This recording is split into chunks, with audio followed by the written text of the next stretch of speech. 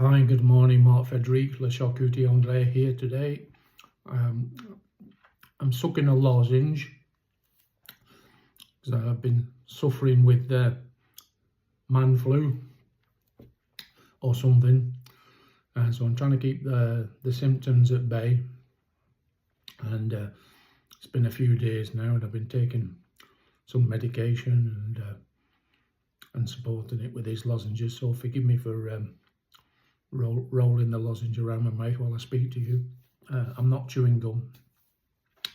I got a question in and it came in from Dominic, who's asking what's a Cevapcici.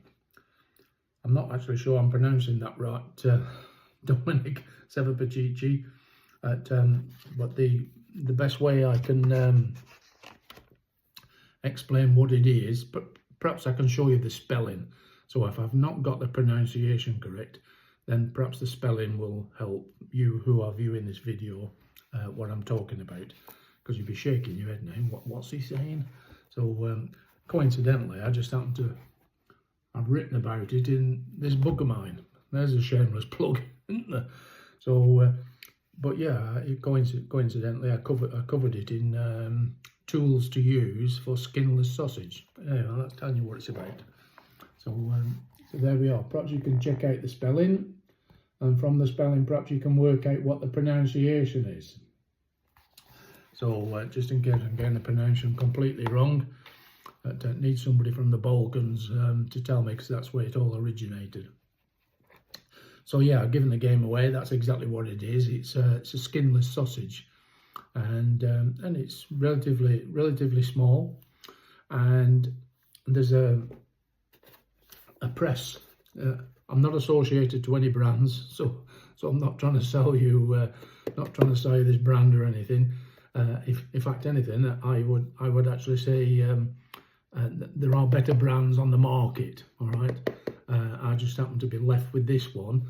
I wish I'd have been left with a better one that I used to have. But so there we are. So let's hide the brand name.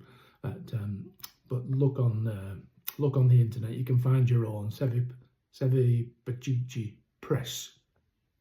Okay, I'll open it up. But it's where I always keep it in the box. But, I use it, but I don't use it on a daily basis. But I do use it from time to time, and it's really useful. and that's exactly what it's for. It's just mainly two pieces of plastic formed in a manner that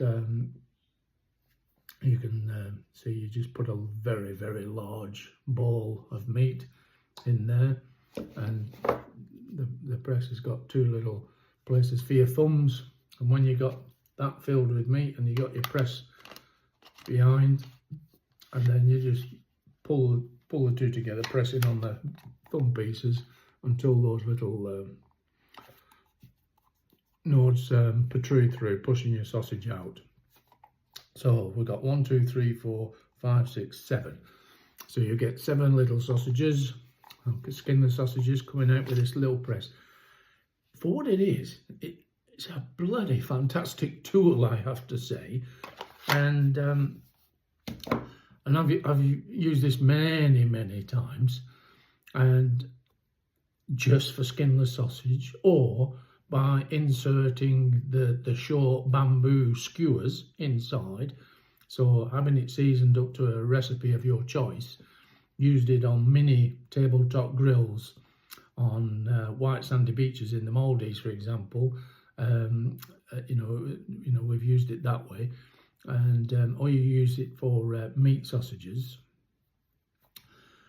and it's also fantastic for making the Glamorgan sausage, the Welsh sausage, which is actually vegetarian. It's one of the I do eat vegetarian food from time to time, albeit I'm a big carnivore, and the Glamorgan sausage happens to be a fantastic vegetarian sausage recipe, skinless. It's designed to be skinless, made with Caerphilly cheese. Coincidentally, Caerphilly cheese is not made in Caerphilly any longer, but but the cheese is still made in the Glamorgan area, hence the name Glamorgan sausage. And it works really well. And you push your vegetarian mix through there, and it's got it's very heavily influenced with the cheese, carefully cheese, and it's superb. So you can use it for vegetarian things. You can also use it like for croquet potatoes. Remember back in the 1970s, there were croquet potatoes were all the rage, weren't they? And so you can put you can make sausage-shaped potato croquettes. So once they've protruded through the press, you can then roll them in golden breadcrumb, and then shallow fry in a frying pan, and you got yourself some nice croquet potatoes made very easily. And not only that, it's a great tool for getting the kids involved, to get them to press food out. It gets them interested in the kitchen. So so it's good for that reason. So anyway, hopefully that's provided some information on what is Cevapcici sausage. And there's a tool that you can use. You can also use just a standard sausage filler.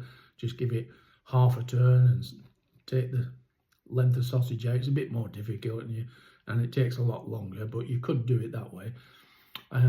Or, albeit these are very, very cheap to buy, they're only like 10, 12 pounds or euros, to purchase one of these. You could, if you wish, just use a freezer bag, like an icing bag. So if you haven't got an icing bag, use a freezer bag, cut off the corner at a width of the sausage that you would like. Just close the large end and twist the bag, and then just pipe out, using a freezer bag with a corner cut off, Cevapcici to your size and liking. So you could do it that way.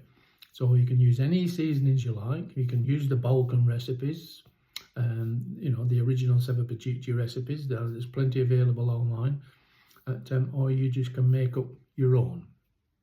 So hopefully there's a few hints and tips and explanation on what Cevapcici is.